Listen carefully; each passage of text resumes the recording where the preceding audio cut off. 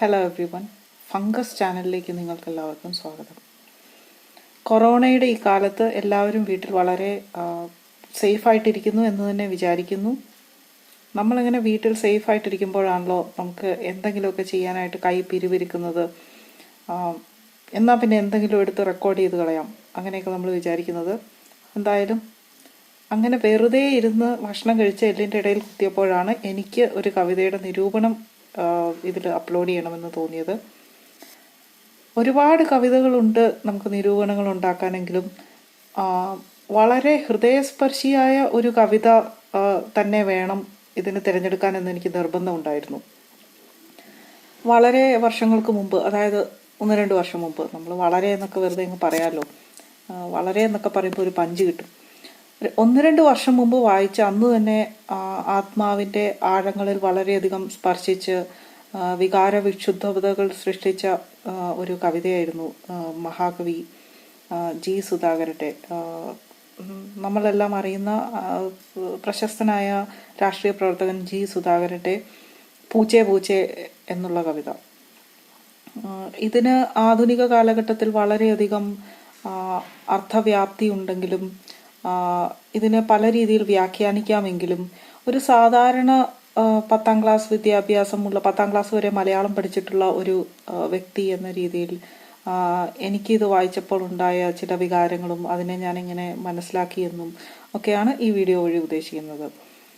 ഇത് ആദ്യമായിട്ടാണ് ഒരു കവിതയ്ക്ക് നിരൂപണം എഴുതുന്നതോ അല്ലെങ്കിൽ വീഡിയോ ആയി അപ്ലോഡ് ചെയ്യുന്നതോ ഒക്കെ.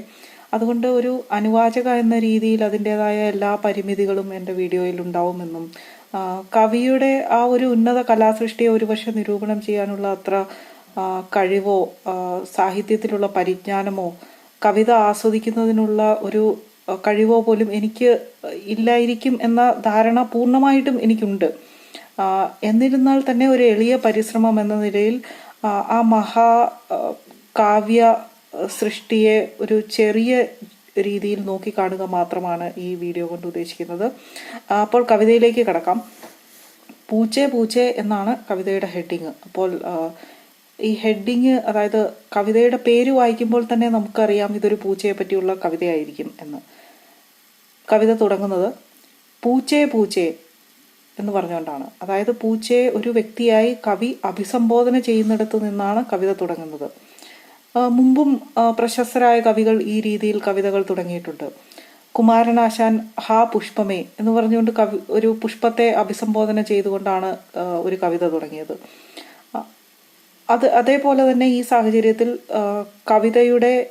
കവിതയിലെ കേന്ദ്ര കഥാപാത്രമായ പൂച്ചയെ പൂച്ചേ പൂച്ചേ എന്ന് വിളിച്ചുകൊണ്ടാണ് കവി അഭിസംബോധന ചെയ്യുന്നത്. പൂച്ചേ പൂച്ചേ എന്ന് കവി 2 തവണ വിളിക്കുന്നുണ്ട്. അപ്പോൾ ഇവിടെ 2 പൂച്ചകളുണ്ടോ എന്ന് നമുക്ക് സംശയം തോന്നാം. കാരണം പൂച്ചേ എന്ന് 1 തവണയല്ല 2 തവണ കവി വിളിക്കുന്നുള്ളത് കൊണ്ട് ഈ അവസരത്തിൽ എത്ര പൂച്ചകളുണ്ട് എന്നുള്ളത് ക്ലിയർ അല്ല. നമ്മൾ കവിതയിൽ മുന്നോട്ട് പോകുമ്പോൾ അത് ഒരുപക്ഷെ ക്ലിയർ ആയേക്കാം. നമുക്ക് മുന്നോട്ട് പോയി നോക്കാം. മണൽക്കാട്ടിൽ കഴിഞ്ഞ നീ വീട്ടിൽ വന്നതെന്തേ. ഇപ്പോൾ ഒരു പൂച്ചയേ ഉള്ളൂ എന്നുള്ള ആ ഒരു ഫാക്ട് ഇവിടെ ക്ലിയർ ആയിരിക്കുകയാണ്. മണൽക്കാട്ടിൽ കഴിഞ്ഞ നീ വീട്ടിൽ വന്നതെന്തേ. നിങ്ങൾ വീട്ടിൽ വന്നതെന്തിനാണ് എന്നല്ല ചോദിക്കുന്നത്, നീ വീട്ടിൽ വന്നതെന്തേ എന്നാണ് കവി ചോദിക്കുന്നത്. അതായത് ഒരു പൂച്ചയെ ഉദ്ദേശിച്ചാണ് ഈ വരികൾ എഴുതപ്പെട്ടിരിക്കുന്നത്. മണൽക്കാട്ടിൽ കഴിഞ്ഞ നീ, ഈ അവസരത്തിൽ പൂച്ച ഏതോ ഒരു മണലാരണ്യത്തിൽ നിന്ന് വന്നതാണ് എന്ന് നമുക്ക് വ്യക്തമായി മനസ്സിലാകുന്നുണ്ട്. എന്നാൽ അത് ഏത് മണൽക്കാടാണ് എന്ന് കൃത്യമായി പറഞ്ഞിട്ടുമില്ല. ഒരുപക്ഷെ ഗൾഫാവാം, സഹാറ മരുഭൂമിയാവാം, രാജസ്ഥാനിലെ മരുഭൂമിയാവാം, ഗോബി ഡെസേർട്ട് ആവാം. ഇത് ഏത് മരുഭൂമിയാണ് എന്ന് കവി ഇവിടെ വ്യക്തമായി പറഞ്ഞിട്ടില്ല എന്നുള്ള കാര്യം നമ്മൾ പ്രത്യേകം ശ്രദ്ധിക്കണം. എന്നാൽ മണൽക്കാട്ടിൽ കഴിഞ്ഞ ഒരു പൂച്ചയാണ് ഇപ്പോൾ വീട്ടിൽ വന്നത് എന്നുള്ളത് വളരെ കൃത്യമാണ്. എൻ്റെ വീട്ടിൽ വന്നതെന്തേ, അത് വളരെ ശക്തമായ ഒരു വരിയാണത്. ഒരു ദുർബലനായ ഒരു മനുഷ്യൻ്റെ വീട്ടിൽ അതിക്രമിച്ചു കയറുന്ന ഒരു ശക്തമായ സാമ്രാജ്യത്വ ശക്തിയോടുള്ള എല്ലാവിധ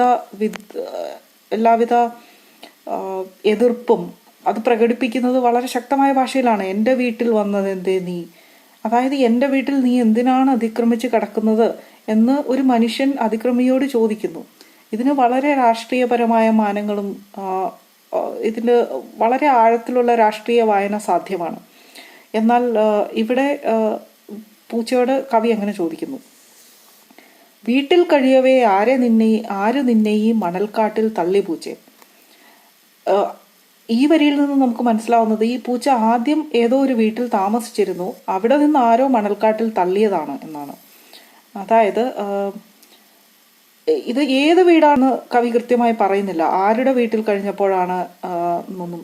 പകരം ആരാണ് തള്ളിയത് എന്ന് കവി പൂച്ചയോട് തന്നെ ചോദിക്കുകയാണ് ചെയ്യുന്നത്. അടുത്ത വരി: നീ കടിച്ചുവോ മാന്തി കീറിയോ പാത്രം പൊട്ടിച്ചുവോ.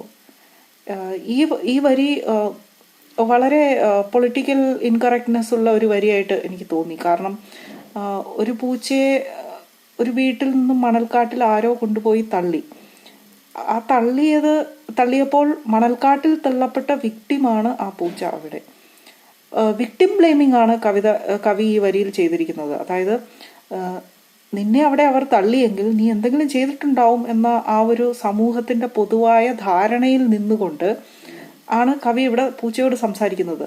നീ കടിച്ചുവോ മാന്തി കീറിയോ. എത്ര ഹിംസാത്മകമായിട്ടാണ് കവി ആ പൂച്ചയെ ചിത്രീകരിക്കാൻ ശ്രമിക്കുന്നത് ഈ വരികളിൽ. ഇരയായ പൂച്ച, ഇര വളരെ ഹിംസാത്മകമായി പ്രവർത്തിച്ചത് കൊണ്ടാവണം ഇരയ്ക്ക് ആ ഗതി വന്നത് എന്നുള്ള ഒരു സമൂഹത്തിൽ പൊതുവെ നിലവിലുള്ള ഒരു ചിന്താ ബോധമാണ് ഇവിടെയും കവിയിൽ പ്രതിഫലിക്കുന്നത്. പൂച്ചഫോബിക്കായ വരികളാണ് ഇത് എന്ന് വേണമെങ്കിൽ ഒരു രീതിയിൽ നമുക്ക് വ്യാഖ്യാനിക്കാം. വീട്ടിൽ മദാമ്മതൻ ഫ്രോക്ക് കീറിയോ. അതാണ് അത്.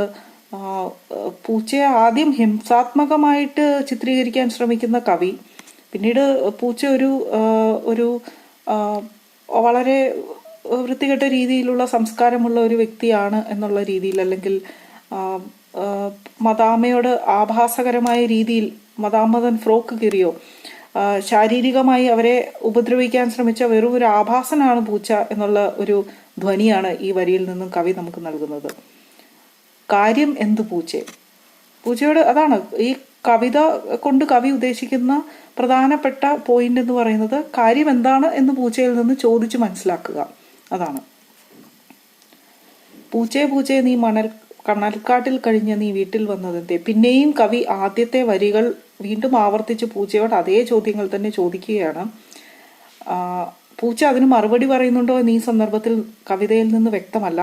കവിക്ക് ചോദിക്കാനുള്ളതും കവിയുടെ സംശയങ്ങളും മാത്രമാണ് ഈ കവിതയിൽ പ്രതിഫലിക്കുന്നത്. പൂച്ച അതിന് നൽകുന്ന മറുപടികളും പൂച്ചയിൽ അതുണ്ടാക്കുന്ന തോന്നലുകളും ഒന്നും നമുക്ക് ഈ കവിതയിൽ പറഞ്ഞിട്ടില്ലാത്തതുകൊണ്ട് വായിച്ചെടുക്കാൻ സാധ്യമല്ല. എന്തായാലും അടുത്ത വരികളിലേക്ക് പോകാം. നീ മനോഹരി, നിന്റെ കണ്ണുകൾ ആഴമെത്ര പൂച്ചേ. ആഴിതൻ അടിത്തട്ടിൽ കാണും ആ പവിഴ കണ്ണു പൂച്ചേ. ഇത് ശരിക്കും ഒരു വളരെ വ്യത്യസ്തമായ ഒരു രീതിയിലാണ് ഈ സ്ഥലത്തെത്തുമ്പോൾ കവി പൂച്ചയോട് സംസാരിക്കുന്നത്. ആദ്യം പൂച്ചയെ ഒരു വളരെ വയലന്റ് ആയിട്ടുള്ള ഒരു ജീവിയായി ചിത്രീകരിച്ച് ആഭാസത്തരം വരെ ആരോപിച്ച ശേഷം താഴെ വന്ന് പൂച്ചയോട് വളരെ സൗമ്യമായി സംസാരിക്കുന്നു. ഇത് മുകളിൽ സംസാരിച്ച രീതിയിൽ ഒരുപക്ഷെ പൂച്ചയോട് സംസാരിച്ചതിന് ശേഷം പൂച്ചയിൽ നിന്ന് മറുപടിയൊന്നും കിട്ടിയില്ല എന്ന് വേണം നമ്മൾ ഈ ഘട്ടത്തിൽ അനുമാനിക്കാൻ. അങ്ങനെ മറുപടി കിട്ടാതായപ്പോൾ കവി മറ്റൊരു രീതിയിൽ പൂച്ചയോട് സംസാരിക്കുന്നതാവാം ഇവിടെ. നീ ഉറങ്ങുമ്പോൾ ദൈവം മിഴിയടച്ചുറങ്ങും പോലെ പൂച്ചേ. നീ കളിക്കുമ്പോൾ ഗാനഗന്ധർവൻ നടനമാടി പൂച്ചേ. അത് വളരെ ശക്തമായ വരികളാണ്. അതായത് പൂച്ച ഉറങ്ങുമ്പോൾ ദൈവം കണ്ണടച്ച് ഉറങ്ങുന്നത് പോലെയാണ് കവിക്ക് തോന്നുന്നത്. കവിയുടെ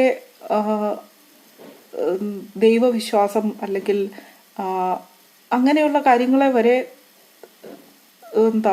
മോഡിഫൈ ചെയ്യാൻ രീതിയിൽ ശക്തമായ ഒരു ശക്തിയായി പൂച്ച അവിടെ നിൽക്കുകയാണ്. അപ്പം അതാണ് പൂച്ച ഉറങ്ങുമ്പോൾ ദൈവം ഉറങ്ങുന്നത് പോലെ. അതായത് കവിക്ക് ഈ ലോകത്തിൽ കൽപ്പിക്കാൻ പറ്റുന്ന ഏറ്റവും ശക്തമായ ഒരു ബിംബം എന്നുള്ളത് ദൈവമാണ്. ആ ദൈവം പോലും കണ്ണടച്ചുറങ്ങുന്നത് പോലെയാണ് പൂച്ച ഉറങ്ങുമ്പോൾ കവിക്ക് തോന്നുന്നത്. പൂച്ച എത്രമാത്രം പ്രധാനപ്പെട്ട ഒരു എൻറ്റിറ്റിയാണ് അവിടെ എന്നുള്ളതാണ് നമുക്ക് ക്ലിയർ ആയിട്ട് ഈ വരികളിൽ നിന്ന് മനസ്സിലാവുന്നത്.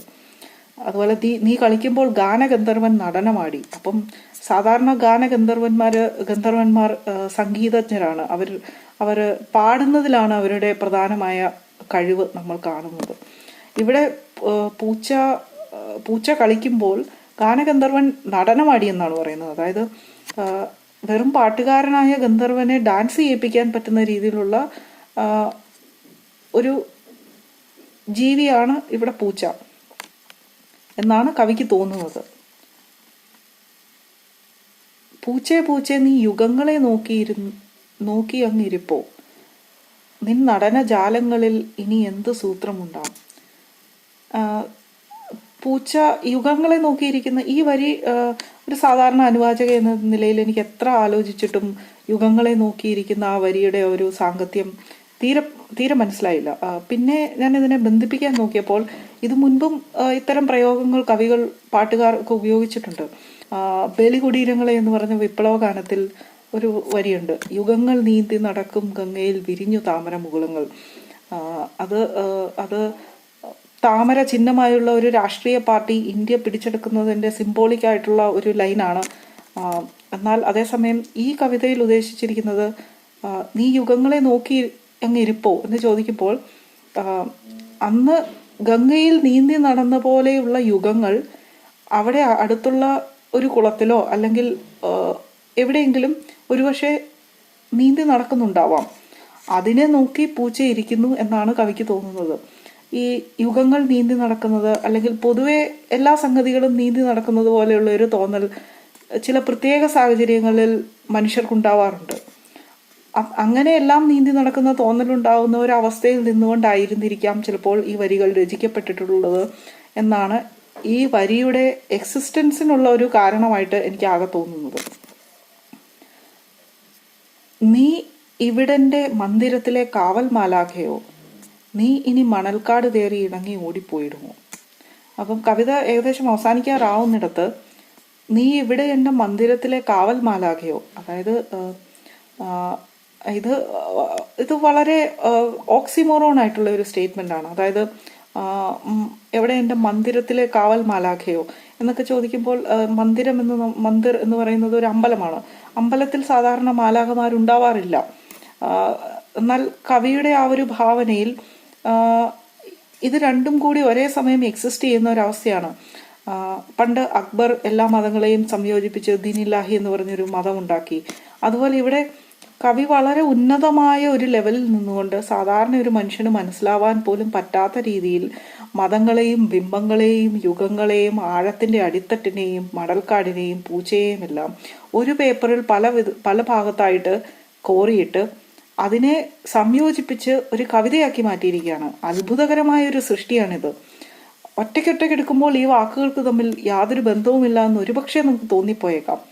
പക്ഷെ പരസ്പരം ബന്ധമില്ലാത്തതിനെ തമ്മിൽ ബന്ധിപ്പിച്ച് അതിൽ നിന്നും പുതിയൊന്നും ഉണ്ടാക്കിയെടുക്കുന്നതിനും അതിന് അർത്ഥം കൽപ്പിക്കുന്നതിനുമാണല്ലോ കവിയുടെ കഴിവ് ഇരിക്കുന്നത്.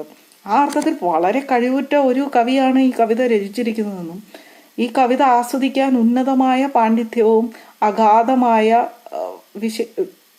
ഒരു ജ്ഞാനവും, അതായത് തൃക്കണ്ണുകൊണ്ട് കാണുന്നത് പോലെ നമുക്ക് സാധാരണ സാധ്യമല്ലാത്ത സംഗതികളൊക്കെ കണ്ടുപിടിക്കാനുള്ള ഒരു കഴിവും വേണം എന്നുള്ളത് വളരെ വ്യക്തമാണ്. കവിത അവസാനിക്കുന്നിടത്ത് ഇത് നീ മണൽക്കാട് തേടി ഇറങ്ങി പോയിടുമോ എന്ന് ചോദിച്ചാണ്. അതാണ് ലാസ്റ്റ് വരി, ലാസ്റ്റിന് തൊട്ട് മുമ്പുള്ള വരി. അതായത് ഇവിടെ കവിക്ക് ഒരു സന്ദേഹമാണ്, പൂച്ച ഇനിയും മണൽക്കാട് തേടി ഇറങ്ങി പോകുമോ. പക്ഷെ ഇവിടെ കവി വ്യക്തമായിട്ട് ചോദിക്കാത്ത ഒരു ചോദ്യം എന്ന് പറഞ്ഞാൽ, അതായത് മണൽക്കാട് തേടി ഇറങ്ങി പോയിടുമോ എന്ന് ചോദിക്കുമ്പോൾ നീ ഇനിയും പോകുമോ എന്നാണോ അതോ നീ ഒന്ന് പോയി തരുമോ എന്നാണോ ഇതിൻ്റെ അർത്ഥം എന്നവിടെ വ്യക്തമല്ല. ഇത് അനുവാചകന്റെ ഒരു സാങ്കത്യത്തിന് ഈ ഭാഗം വിട്ടിരിക്കുകയാണ് കവിയുടെ. കവിത അവസാനിക്കുന്നത് ചൊല്ലുമോ പ്രിയ എന്ന് പറഞ്ഞിട്ടാണ്. അപ്പം അതാണ് കവിതയുടെ അവസാനത്തിൽ കവി പൂച്ചയുടെ നാമകരണം നടത്തിയിരിക്കുകയാണ്. അതായത് ആദ്യം പൂച്ചയെ എന്ന് വിളിച്ചുകൊണ്ട് തുടങ്ങിയ കവിത അവസാനിക്കുന്നിടത്ത് പ്രിയ എന്ന് പൂച്ച അഭിസംബോധന ചെയ്യുകയാണ്. വെറും ഒരു പൂച്ചയായിരുന്ന പൂച്ച ഇപ്പോൾ കൃത്യമായ അസ്തിത്വമുള്ള കൃത്യമായ ഒരു ഐഡൻറ്റിറ്റി ഉള്ള ഒരു പ്രിയ ആയി മാറിയിരിക്കുകയാണ്. അതായത് പൂച്ചയുടെ ഇന്നത്തെ പേര് പ്രിയ എന്നാണ്. വളരെ ഇവിടം കൊണ്ട് കവിത അവസാനിക്കുകയാണ്. വളരെ നല്ല ഒരു കവിതയാണിത്. ഞാൻ ആദ്യം പറഞ്ഞതുപോലെ നമുക്ക് പൊതുവെ ഒറ്റയ്ക്കൊറ്റയ്ക്ക് കേട്ടാൽ വളരെയധികം ബന്ധമൊന്നും ഇല്ലെന്ന് തോന്നുന്ന വാക്കുകൾ ചേർത്ത് വെച്ചൊരു കരവിരുത് തീർക്കുകയാണ് കവി ഇവിടെ ചെയ്തിരിക്കുന്നത്. ഇത്തരം ഒരു കവിത നമുക്ക് വായിക്കാൻ പറ്റിയതും അതിനെ നിരൂപണം ചെയ്യാൻ പറ്റിയതും വലിയ ഭാഗ്യമായിട്ട് ഞാൻ കരുതുന്നു. നിങ്ങളും ഈ കവിത ഒരു വട്ടം വായിച്ചു നോക്കണം. ഇതിൽ നിന്ന് നിങ്ങൾക്ക് മനസ്സിലാവുന്ന അർത്ഥങ്ങൾ ദേവി ഇത് പങ്കുവയ്ക്കണം എന്ന് ഞാൻ അഭ്യർത്ഥിക്കുന്നു. ഇത്രയും വരെ ഇത് കണ്ടിരുന്ന ആരെങ്കിലും ഉണ്ടെങ്കിൽ അവർക്ക് നന്ദി പറയുന്നു. അപ്പം പിന്നെ എന്തെങ്കിലും കാണുന്നവരെ ബൈ.